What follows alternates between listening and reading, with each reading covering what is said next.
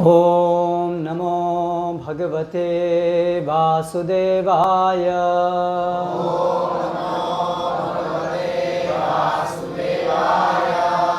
ओम नमो भगवते वासुदेवाय।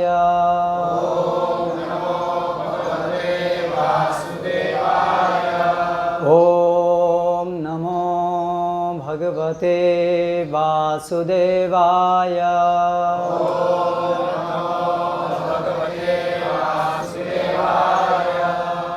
आज हम चर्चा करने जा रहे हैं श्रीमद् भागवतम के दशम स्कंद से अध्याय 80 श्लोक क्रमांक 2। तो बोर्ड नहीं है, आप लोग अपने मोबाइल में देख सकते हैं।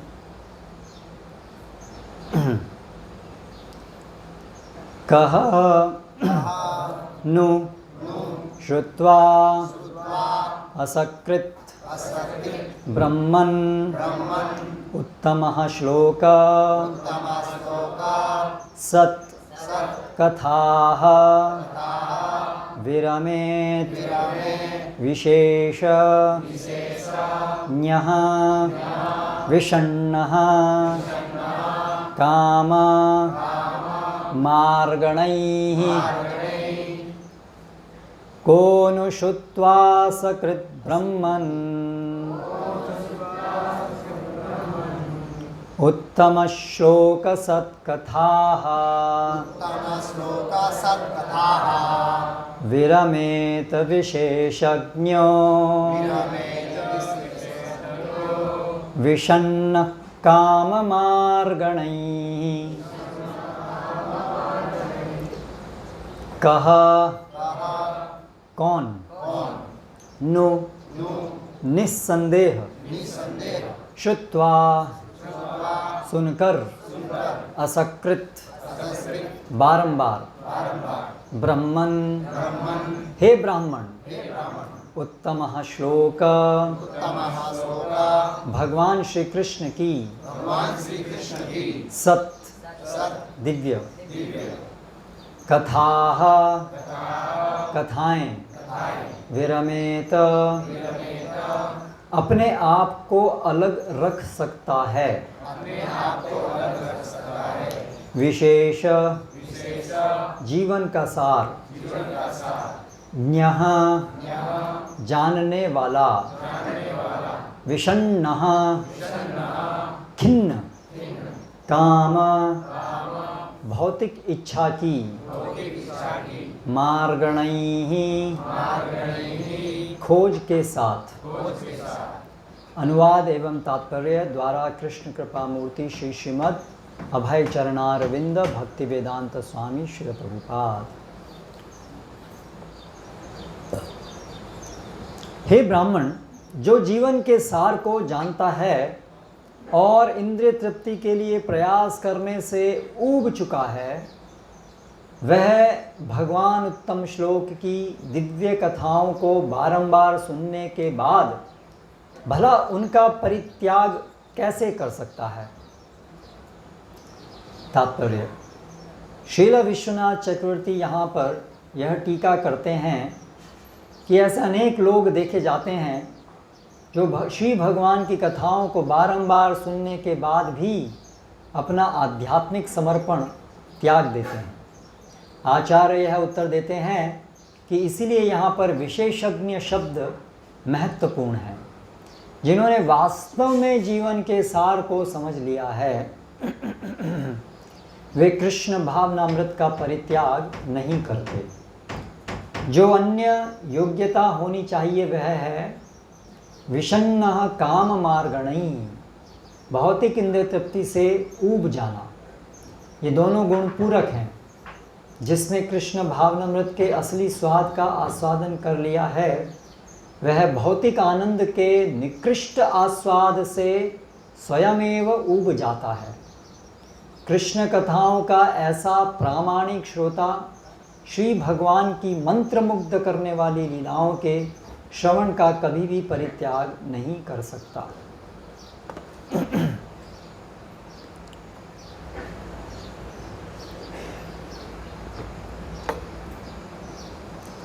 ओम ज्ञानतिमिरान्धस्य ज्ञानञ्जनशलाकया चक्षुरुन्मीलितं येन तस्मै श्रीगुरवे नमः।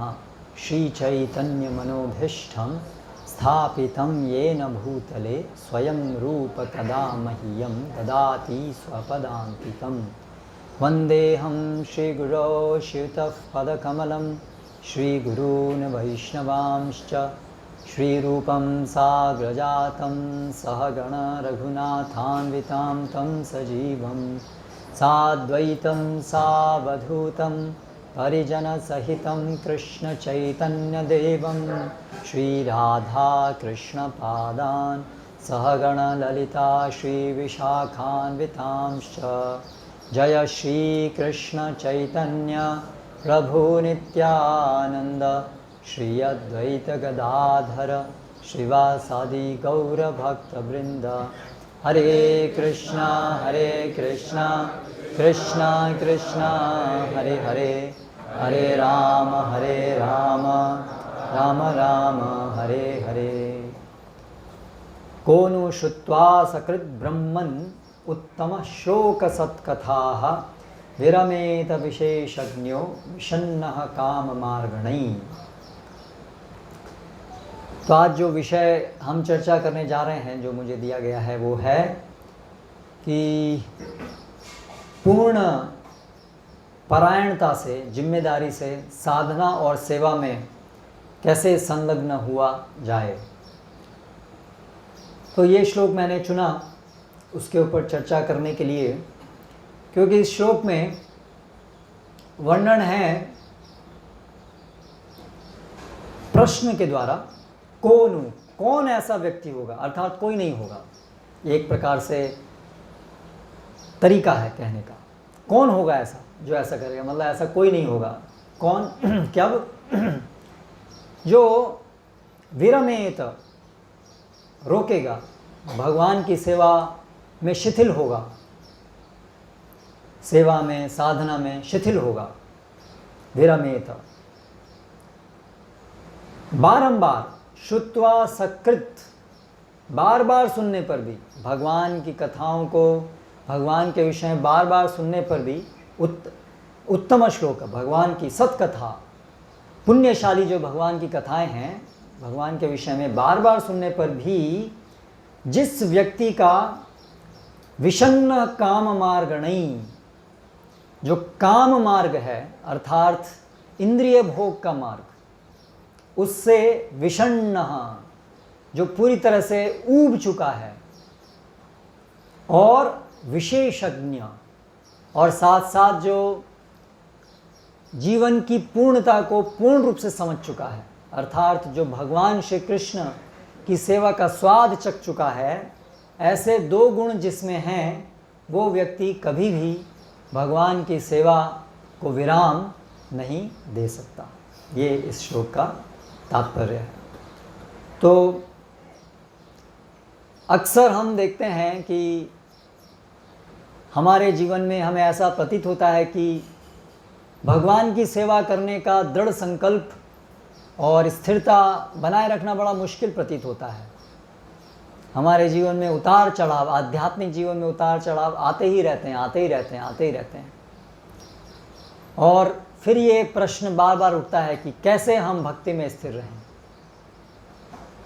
कैसे हम भगवान की सेवा करने में अपनी जो संकल्प है उसको बनाए रखें,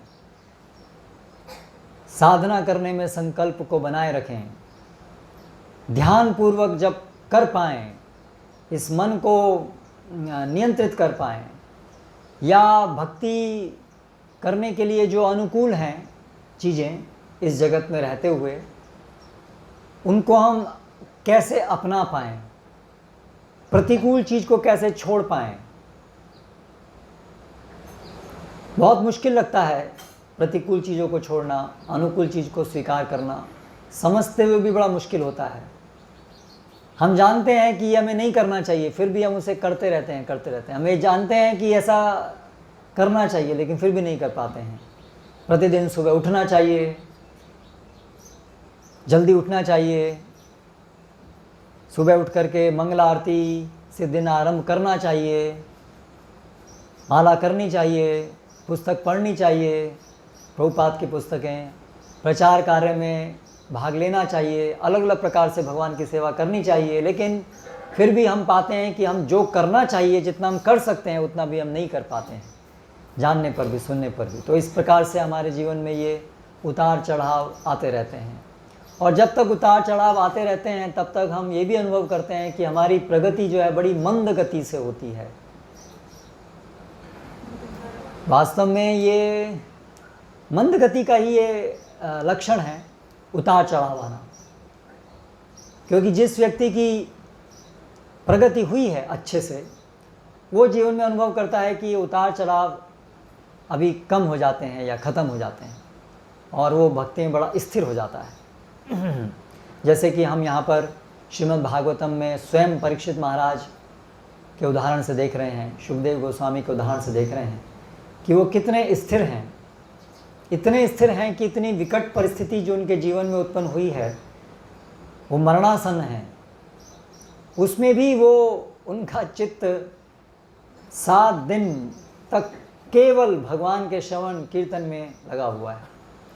और हमें इतनी अनुकूल परिस्थिति उत्पन्न है, पंखा चल रहा है, ऊपर शेड है और सब व्यवस्था है, बैठने की बढ़िया व्यवस्था है, प्रसाद की व्यवस्था है, लेकिन फिर भी हम देखते हैं कि हमारा मन अभी 1 घंटे के लिए भी लगना मुश्किल है। कितना अंतर है ना परीक्षित महाराज में और हम में।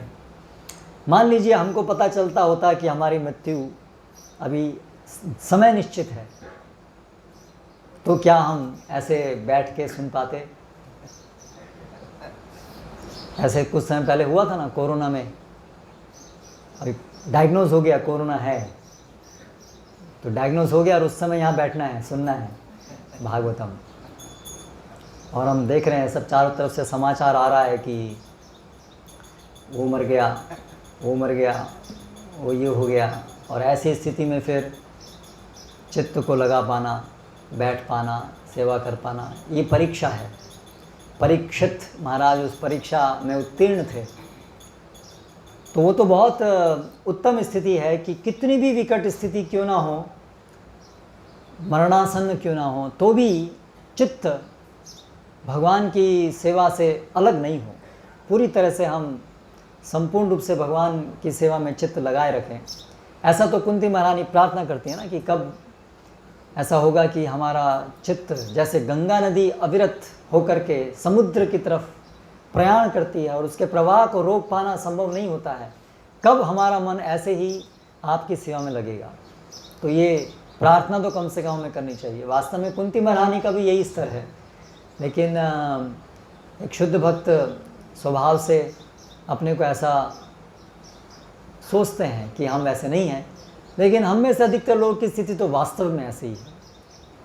हमारा चित्त तो बहुत भटकता है, यहाँ तक कि बहुत प्रकार की शंकाएं भी आती हैं हमारे मन में। तो क्या ये पथ वास्तव में सही है? क्या हम इससे जो निर्दिष्ट फल है क्या वास्तव में हमें प्राप्त हो भी पाएगा? क्या हम जन्म मृत्यु के चक्र को निकल से पार कर पाएंगे? ऐसे बहुत सारे प्रश्न हमको सताते रहते हैं। इवन ये भी प्रश्न मन में उठ सकता है कि क्या वास्तव में भगवान है भी? क्या ये वैकुंठ है भी? क्या वास्तव में सब सच्चाई है भी? क्या वास्तव में ये पूरी तरह से इंद्रिय भोग से पूरी तरह से अनासक्त होना संभव भी है क्या? क्या ये देहात्म बुद्धि से पूरी तरह से निकलना संभव है क्या? या ये केवल पुस्तकों में ही लिखा है? ये परीक्षित महाराज जैसी स्थिति, बिना खाए बिना पानी पिए 7 दिन तक इतना प्रगाढ़ प्रेम भगवान से क्या संभव भी है? क्या ये केवल पुस्तकों में लिखा हुआ है? क्या ये वास्तव में हम अपने जीवन में अपना अनुभव कर भी पाएंगे कि नहीं कर पाएंगे? ऐसे बहुत सारे प्रश्न, शंकाएं हमारे मन में आती रहती हैं। और शंकाएं नहीं हैं तो कम से कम वो जो संकल्प है वो हम नहीं बना पाते हैं। बार बार इंद्रिय भोग के विचार हमारे मन में आते हैं, या केवल विचार ही नहीं बल्कि हम उसे करते रहते हैं, पाप में कार्य करते रहते हैं। 4 नियम पालन करना भी बड़ा मुश्किल प्रतीत होता है ना। और 4 नियम के अलावा और बहुत सारी छोटी बड़ी बहुत सारी चीज़ें हैं जो हम जानते हैं हमें नहीं करना है, लेकिन इंद्रिय भोग के वेग, है ना, ये जो इंद्रियों के वेग हैं वो हम पाते हैं कि हमें घसीट लेते हैं। हो सकता है कि पाप ना हो, लेकिन कम से कम इंद्रिय भोग में तो हम लिप्त रहते ही हैं। तो ये सब प्रश्न आते हैं। और मंदिर में हम देखते हैं सेवा है, कोई हमें भक्त बोल रहे हैं सेवा करो, लेकिन हमें सेवा में मन नहीं लगता है, मन चुराते हैं, जी चुराते हैं, बहाने बनाते हैं, करेक्ट, या ढंग से नहीं करते हैं सेवा को, साधना को केवल काम पूर्ति के लिए करते हैं, या दूसरों को दिखाने के लिए करते हैं, सम्मान प्राप्त करने के लिए करते हैं। अगर हमें सम्मान नहीं मिलता है तो हम निराश हो जाते हैं, है ना। ये सब लक्षण हम अपने अंदर देखते हैं। तो इसका क्या समाधान है, कैसे इससे बाहर निकला जाए इस परिस्थिति से? तो यहाँ पर इसकी कुंजी दी गई है, उसका हिंट दिया गया है कैसे संभव होगा। तो सर्वप्रथम तो जो हमारे अंदर कमी है, जिसकी वजह से ये सब प्रकार के लक्षण उत्पन्न होते हैं, वो हैं कि हम अभी विषन्न काम मार्गणई नहीं हैं। अभी हमारे अंदर हम उबे नहीं हैं इस भौतिक संसार से। हमें अभी भी कहीं ना कहीं विश्वास है कि इंद्रिय भोग में सुख है, या तो सैद्धांतिक रूप से ही अभी हम विश्वस्त नहीं हैं, वो तो और गंभीर स्थिति है। जो नवागंतुक होते हैं उनके अंदर ये स्थिति होती है कि अभी वो सैद्धांतिक रूप से भी संतुष्ट नहीं है, उनको ये पूरा कन्विक्शन नहीं आया है, उनकी पूरी ये समझ अभी इस स्थिति से नहीं है। वो उनको लगता है ये शास्त्रों में ज़्यादा ही अतिशयोक्ति की गई है कि इस जगत बिल्कुल बेकार है। जगत का वर्णन है कि जैसे मल का खड्डा और उसके अंदर एक कीट, मल कीट, ऐसी स्थिति है। इस जगत में कोई सुख नहीं है, इस जगत में केवल दुख ही दुख है, दुखालयम अशाश्वतम। तो ऐसा भी संभव है, संभव नहीं है बल्कि अधिकतर लोगों के लिए ऐसा ही है कि वो तो बड़े आश्वस्त हैं इस भौतिक जगत में सुख है इसके विषय में।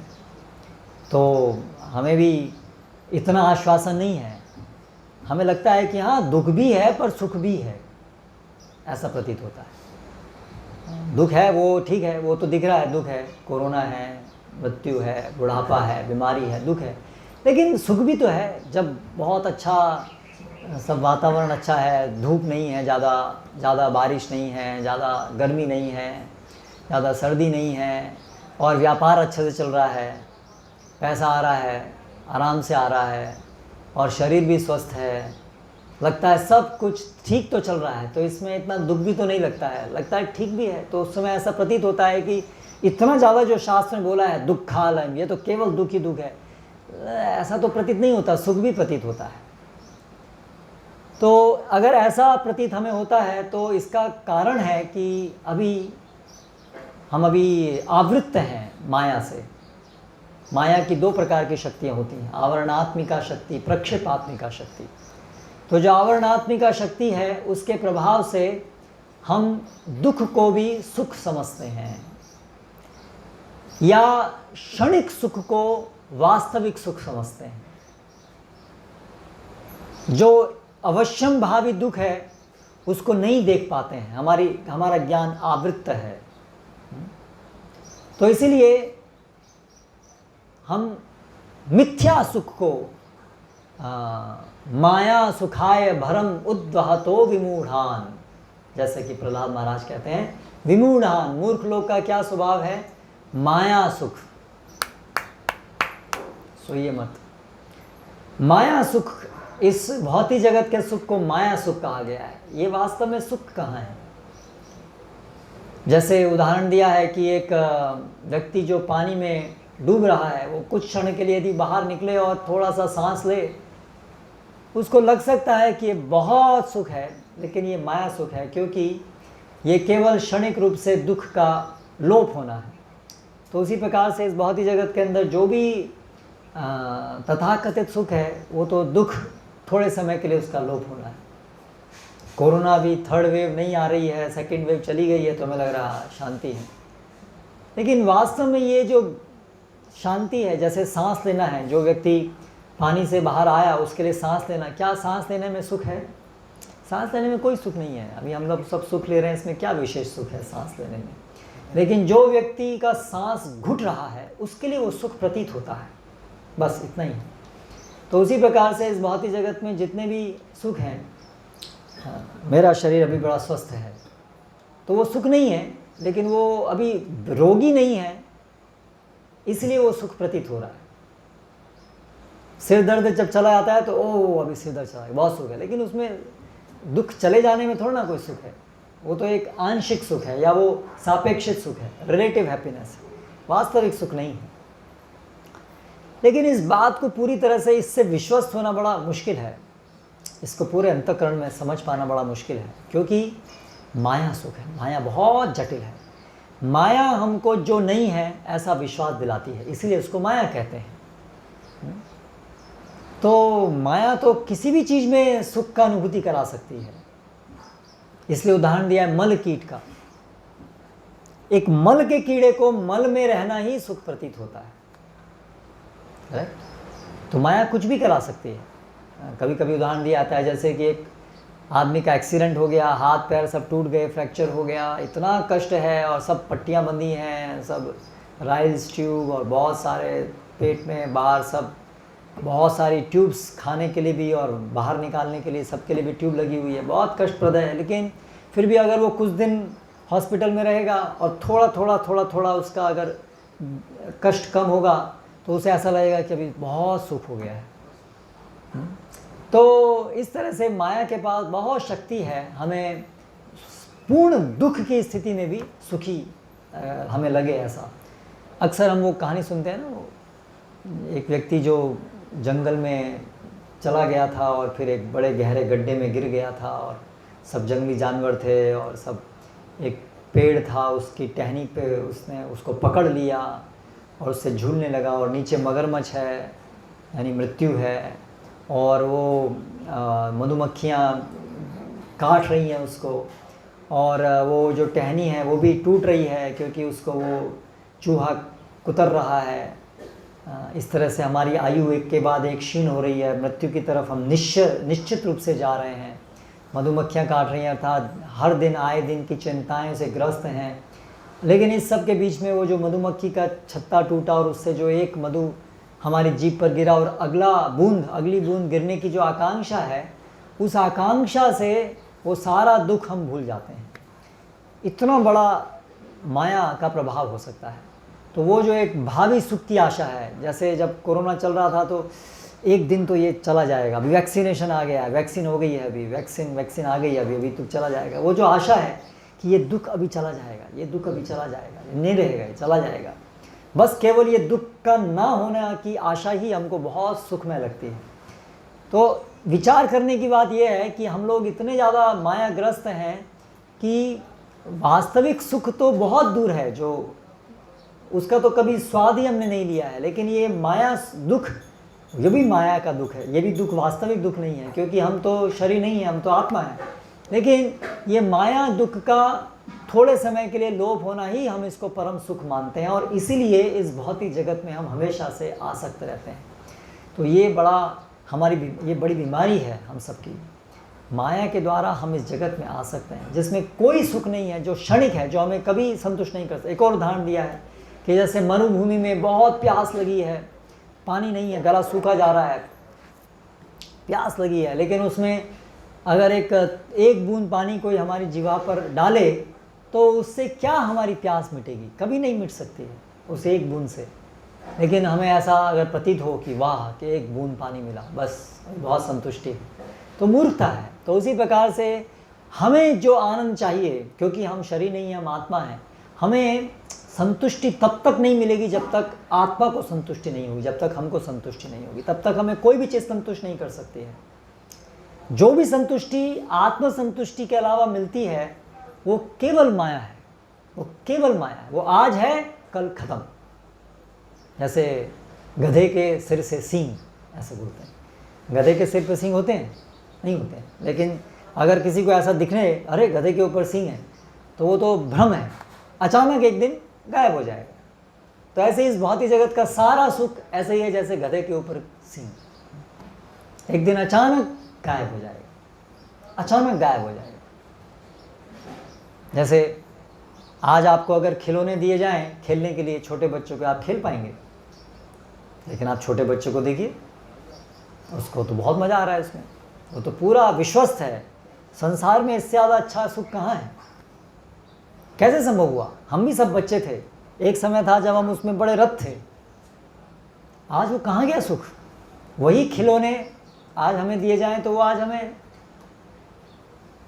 संतुष्ट नहीं करेंगे।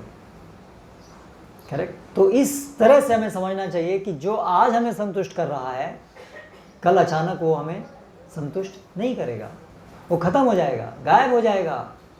हाँ? घर बनाया, बहुत आशा से घर बनाया, घर बना के कितना संतोष होगा, मेरा घर, मेरा घर, मेरा घर, मेरा घर, ये मेरा घर है।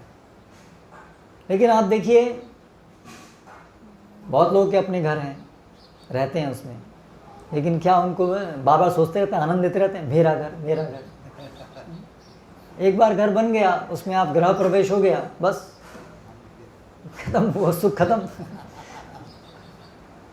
कितनी बड़ी बात है ना कि वो सुख मिलने तक ही सुख है, सुख मिलने पर सुख खत्म। कितना सुंदर माया का आयोजन है। इसलिए फिर ये फिलॉसफी आती है, दुख में ही सुख है। इसलिए दुख निवारण करने का प्रयास मत करो, क्योंकि दुख जब आएगा तभी वो सुख मिलेगा। क्या कि दुख का निवारण कभी तो होगा। वास्तव में सुख केवल इसी में है कि दुख का निवारण कभी तो होगा, इस आशा में ही सुख है। इसलिए इसको बोलते हैं श्रुति सुख। केवल सुख कहाँ है? केवल सुनने में है, केवल ये आशा में है कि एक दिन दुख दूर हो जाएगा, एक दिन दुख दूर हो जाएगा, इसी में ही सुख है। मिलने में सुख नहीं है, क्योंकि उस चीज में तो कोई सुख है ही नहीं, वो तो केवल माया है ना। इसीलिए केवल सुख किसमें है? एक दिन मिल जाएगा, एक दिन मिल जाएगा, एक दिन मिल जाएगा, वो दूर, पोस्ट डेटेड चेक। जैसे कल हम बात कर रहे थे, वो गधे के आगे कैरेट। तो ये बहुत ही जगत, ये इसलिए इसको माया सुख कहते हैं। जब मिल जाता है तब प्रतीत होता है इसमें तो कुछ सुख है ही नहीं। जब तक नहीं मिला था तब तक माया हमको ऐसा विश्वास दिलाती रहती इसमें सुख है, इसमें सुख है, तब तक हमको अनुभव नहीं हुआ है। जिस दिन अनुभव हो जाएगा उस दिन सुख खत्म हो जाएगा, क्योंकि उसकी वास्तविकता सामने आ जाएगी। हाँ? लेकिन जब तक वास्तविकता सामने नहीं है तब तक हमें लगता है कि वो सुख है। तो कितना बड़ा भ्रम है ये, कितना बड़ा भ्रम है। लेकिन आप देखिए, कौन है जो इस भ्रम से बाहर है? मनुष्यानाम सहस्रेषु कश्चित यतति सिद्धये। कश्चित, दुर्लभ है कोई व्यक्ति जो ये बात समझ पा रहा है कि ये जो भौतिक जगत का सुख है ये माया सुख है, ये इंद्रिय भोग का सुख माया सुख है, इसमें सुख नहीं है। ये हमें चीटिंग हो रही है, ये धोखाधड़ी हो रही है, खुलेआम माया खुलेआम धोखाधड़ी कर रही है। जैसे एडवर्टाइजमेंट होते हैं तो धोखाधड़ी है ना। हमें बड़े बड़े विश्वास दिलाए जाते हैं, देखो आपको अगर ये मिल जाएगा तो आप कितने सुखी हो जाओगे, ऐसा दिखाते हैं लोग, है ना, कि उनको ये मिल गया वो कितने सुखी हो गए। गुरु महाराज अक्सर वो उदाहरण देते हैं, कोको कोला, पेप्सी, है ना, दिखाते हैं कि देखो ये लोग पी रहे हैं और देखो कितने सुखी, है ना। तो इसी प्रकार से माया हमको ऐसे प्रॉमिस दिखा रही है, एक के बाद एक के बाद एक। बचपन से शुरू हो गई हमारी ये कहानी चीटिंग की। करेक्ट? कब ख़त्म होती है? वो जो शमशान शमशान मरने तक भी वो ख़त्म नहीं होता है। माया का ये लुभाना हमको, एक के बाद विषय बदलते रहते हैं केवल, है ना। इसलिए कितनी सुंदर उपमा की है, जैसे वो मृग तृष्णा, कितनी सुंदर उपमा की है इस जगत की। मृग तृष्णा जैसे होती है तो वो हमेशा पानी थोड़ा सा और दूर दिखाई देता है, थोड़ा सा और दूर दिखाई, थोड़ा सा और दूर दिखाता है, लेकिन कभी हाथ में नहीं आता, क्योंकि है ही नहीं। हाथ में कहाँ से आएगा? रेत में पानी थोड़ी ना है। वो जो रोड के ऊपर हम चलते हैं गर्मी में, तो वो दूर से जो पानी दिखता है वो तो है ही नहीं वहाँ, तो आएगा, मिलेगा कैसे जब है ही नहीं? तो इसलिए भौतिक जगत के जो इंद्रिय भोग है उसमें सुख है ही नहीं, तो मिलेगा कैसे आपको? कभी मिल ही नहीं सकता है। वो तो केवल एक भ्रम है जो आपसे दूर जाता जाएगा। इसलिए आप एक चीज़ प्राप्त करोगे, आपको पता लगेगा उस समय, अरे इसमें तो सुख है ही नहीं। फिर आप दूसरी चीज़ के लिए प्रयास करोगे, जब उसको प्राप्त कर लोगे तो इसमें भी सुख नहीं। फिर तीसरी चीज़ के लिए प्रयास करोगे, जब वो प्राप्त कर लोगे तो लगे इसमें भी सुख नहीं। ऐसे करके कब तक जाते जाएंगे? माया के पास कितने सारे ऑप्शंस हैं, अनगिनत है। 84 लाख यूनिट। हम जैसे मनुष्य भी अलग अलग ऐसे ऐसे मोबाइल के अलग अलग मॉडल्स बनाते हैं, है ना। ये भी एक माया से ही प्रेरणा लेकर के सब होता है ना काम। माया को समझ करके वो फिर आदमी जो है उसी तरह से बनाता है कि नया नया करते रहो। ये मॉडल रहा, अभी बेकार हो गया, अभी इससे नया नया नया नया आया, नया आया, अभी नया नया, अभी नया नया नया नया नया नया नया नया। लेकिन हम कितने मॉडल बनाएंगे? लेकिन माया के पास तो अनगिनत मॉडल है। 84 लाख योनियाँ हैं, हर एक योनि के अंदर कितनी सारी चीज़ें हैं, है ना। इतनी सारी हमारी इंद्रियां दी हैं, कर्म इंद्रियां दी हैं, ज्ञान इंद्रियां दी हैं, उसके एक एक इंद्रिय के कितने सारे हैं।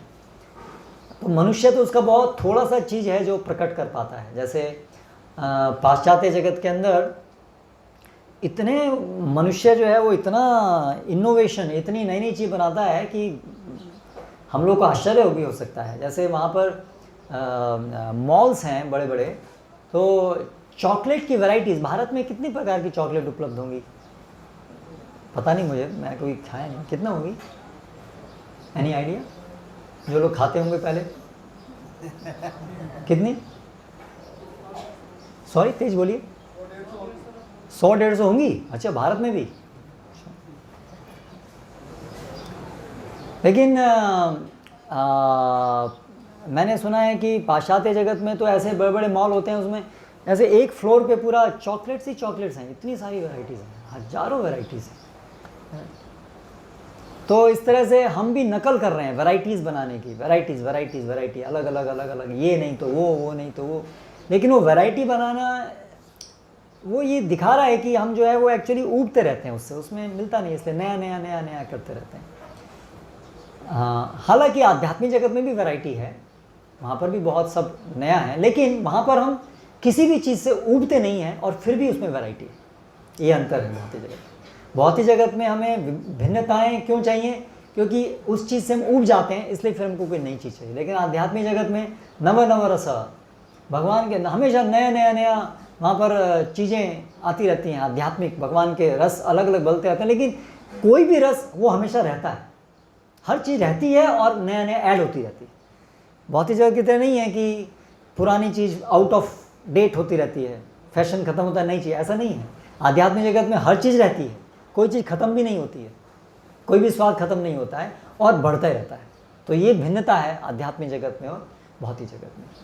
तो इस बात को जब तक हम पूरी तरह से गहराई से नहीं साक्षात्कार कर लेंगे कि भौतिक जगत की कोई भी चीज़ हमें, हम जो आत्मा हैं, भगवान के नित्य दास हैं, हमें संतुष्ट नहीं कर सकती, चाहे वो कितनी भी सूक्ष्म से सूक्ष्म क्यों ना हो। स्थूल सूक्ष्म कुछ भी चीज़ हो, वो हमें कभी संतुष्ट नहीं कर सकती। प्रतिष्ठा, अलग अलग प्रकार की चीज़ें हैं। स्थूल इंद्रिय सुख है, मन के स्तर पे सुख है। जैसे ये बहुत, जितना सूक्ष्म होगा उतना उसका भ्रम ज़्यादा होगा। स्थूल चीज़ के भ्रम से निकलना आसान है। चॉकलेट खाने के सुख, ये बेकार की चीज़ है, उसको समझ पाना आसान है। वो तो आयु बढ़ने पर आशा है, ज़्यादातर लोगों को समझ में आ जाता है। लेकिन धीरे धीरे आधुनिक विकास जैसे हो रहा है, वैसे बूढ़ा होने पर भी ये सरल चीज़ भी समझ में नहीं आती। जैसे बूढ़े लोग भी च्युइंगम खाते हैं, आजकल ऐसी स्थिति हो गई। कार्टून फिल्म देखते हैं बूढ़े लोग भी। 60 साल हो गए आगे, अभी तो मृत्यु कभी हो सकती है, लेकिन 60 साल में तो बिल्कुल निश्चित है कि ज़्यादा समय नहीं है। लेकिन आप फिर भी देखिए बूढ़े लोग सब क्या कर रहे हैं, टीवी में बैठ करके वो उधर वो चित्रहार देख रहे हैं, वो सब डांस देख रहे हैं, कार्टून फिल्म देख रहे हैं। जापान के अंदर बहुत कार्टून, बहुत प्रकार के कार्टून, ये मैगजीन्स और कार्टून ये बहुत चलते हैं। तो जापान और भारत में देखिए, आप देखिए जब लोग क्या करते हैं, ट्रेन में जाते हैं, खाली जब भी कुछ काम नहीं करते हैं, क्या करते हैं? मोबाइल में क्या देखते हैं? कुछ फिल्म देखते हैं या कुछ ऐसे ही कुछ देखते हैं। फिल्म मतलब क्या है? एक झूठी कहानी, करेक्ट। हम बने, तुम बने, पुराने टाइम में ऐसा था, करेक्ट। सबको 60 साल हो गया, उन्होंने अब खुद देख लिया हम एक दूसरे के लिए बने थे, अभी लड़ झगड़ के क्या हाल हो गया, लेकिन फिर भी वही अभी भी देखते हैं हम बने तुम बने, अभी भी उनको समझ में नहीं आया ये, कब समझ में आएगा? करेक्ट। तो क्यों समझ में नहीं आता है? बार बार पुनः पुनश्चर्विता चरणानाम, करेक्ट। चबाए हुए को चबाए जा रहे हैं, चबाए जा रहे हैं, चबाए जा रहे हैं, चबाए जा रहे हैं, उसमें रस नहीं है, देख लिया फिर भी चबाए जा रहे हैं, चबाए, उनकी समझ में क्यों नहीं आता है? कितना बड़ा आश्चर्य है ये, लोगों की समझ में क्यों नहीं आता है कि इस भौतिक जगत में सुख नहीं है, किसी भी चीज़ में सुख नहीं है, स्थूल चीज़ को भी वो नहीं छोड़ पाते हैं, क्यों उनकी समझ में नहीं आता है? हाँ, ये प्रश्न होना चाहिए ना, लोगों की समझ में क्यों नहीं आता है? तो क्या कारण है? यहाँ पर उसका भी हिंट दिया है। सबसे बड़ा कारण तो है कि उन्होंने कभी भक्त संग में भगवत कथा नहीं सुनी, ये सबसे बड़ा कारण है। लोग क्यों बुद्धिमान नहीं बन पाते हैं, क्यों 60 साल का बच्चा बना रहता है? सबसे प्रमुख कारण है कि भगवत कथा नहीं, क्योंकि भगवत संग में भगवत कथा सुनना सबसे बड़ा शुद्धिकारक तरीका है। ये सब जो इंद्रिय भोग में आसक्त रहना, ये गंदगी है। इसलिए यत्पाद पंकज पलास विलास भक्त्या कर्माशयं ग्रथितम उत्ग्रथयन्ति संतः तद्वन्न रिक्तमतयो यतयोपि रुद्धा श्रोतो गणैः सतमरणं भज वासुदेवम्। इस श्लोक का अर्थ है कि जो भगवान की सेवा से विमुख हैं, जो यत्पाद पंकज, भगवान के पाद पंकज, भगवान के चरण जो कमल चरण हैं, यत्पाद पंकज पलास विलास भक्तिया, जो भगवान के चरण कमलों का जो मकरंद है, पलास है, उसकी जो सुगंध है, भगवान के चरणों की सेवा का जो आनंद है, विलास भक्तिया, जो भक्ति से उसमें विलास लेते हैं, उसमें उसके आनंद को जिन्होंने चख लिया है, उनके अलावा जितने भी लोग हैं, चाहे वो भोगी हों, जो इस भौतिक जगत में बड़े प्रयास कर रहे हैं चीज़ों को एकत्र करने का, भोग करने का, या इवन जो लोग सैद्धांतिक रूप से समझ गए हैं कि इस जगत में भोग नहीं है, ज्ञानी लोग हैं, वो लोग भी यततोऽपि, प्रयास करने पर भी स्रोतोगणैः, ये जो इंद्रिय भोग की जो ये लालसाएं हैं, इससे निकल नहीं पाते हैं।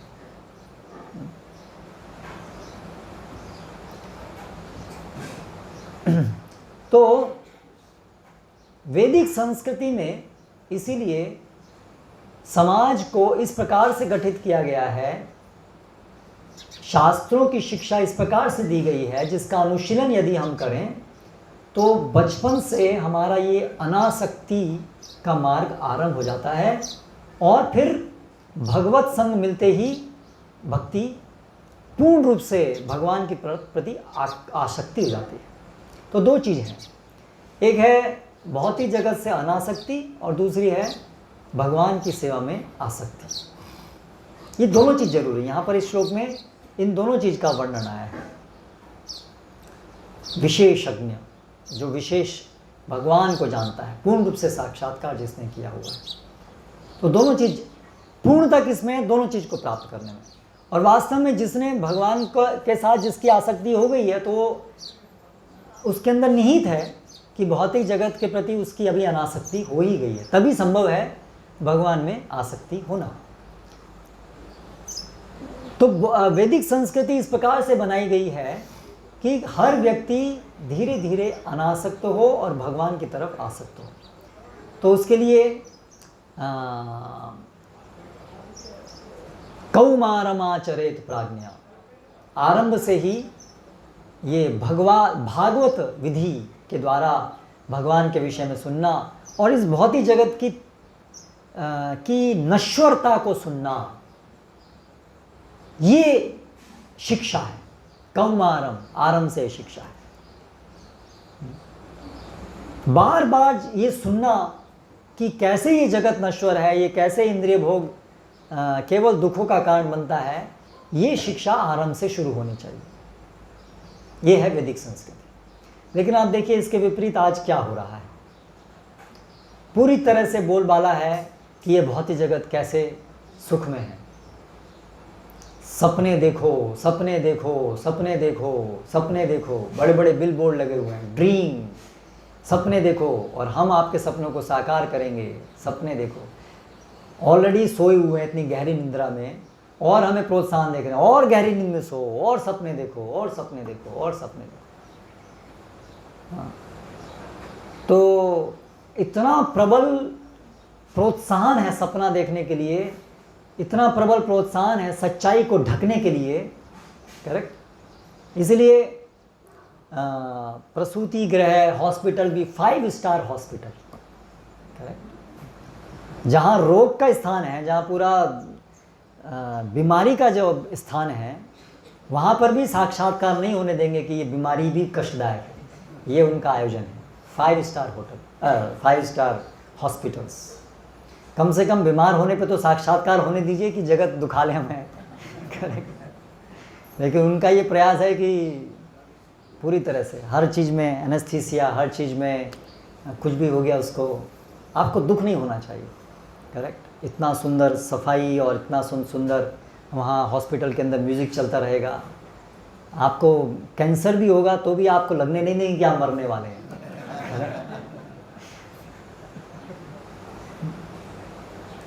बिल्कुल अथक प्रयास है कि जगत में दुख नहीं है, और दुख है तो उसको भूल जाओ, भूल जाओ, भूल जाओ, मरते दम तक भूल जाओ। लेकिन मृत्यु सर्व हरश्चाह, मृत्यु तो अंत में है। कितने भी आप उसको भुलाने का प्रयास कीजिए, लेकिन अंत में मृत्यु है। तो ये दुर्भाग्य है हमारा कि ये जगत इस प्रकार से आज संचालित है कि इसमें बहुत प्रयास है भुलाने का। ऑलरेडी ये सब माया के ही चाल है, माया के एजेंट हैं सब। हाँ, माया यही प्रयास करती है हमको भुलाने का कि ये जगत दुखालय है। इसलिए वैदिक संस्कृति में इस माया के प्रभाव को हटाने के लिए अनावश्यक रूप से इस जगत की सच्चाई को ढका नहीं जाता है। दुखालय है, दुखालय है, इसलिए सरल जीवन, हाँ, और अनावश्यक रूप से उसको आरोपित नहीं किया जा रहा है। जगत की सच्चाई को पहले से बताया जाता है, ये जगत। तो इसलिए गुरुकुल में जो है पहले से तपसा ब्रह्मचर्येण शमेन च दमेन च, ये शिक्षा है। गुरुकुल की शिक्षा कैसे? तपस्या की शिक्षा है आरंभ से। इंद्रिय भोग की शिक्षा नहीं है। इंद्रिय भोग के लिए तो हम वैसे ही ललायित हैं। जानवर सब इंद्रिय भोग के ललायित हैं, आहार निद्रा भय मैथुन। तो मनुष्य जीवन में भी क्या मिलकर के यही करना है? फिर से वही इंद्रिय भोग के लिए ललायित होना है, उसी को और प्रोत्साहन देना है? नहीं, तपसा ब्रह्मचर्य। मनुष्य जीवन में तपस्या है, तपस्या सिखाना है ना।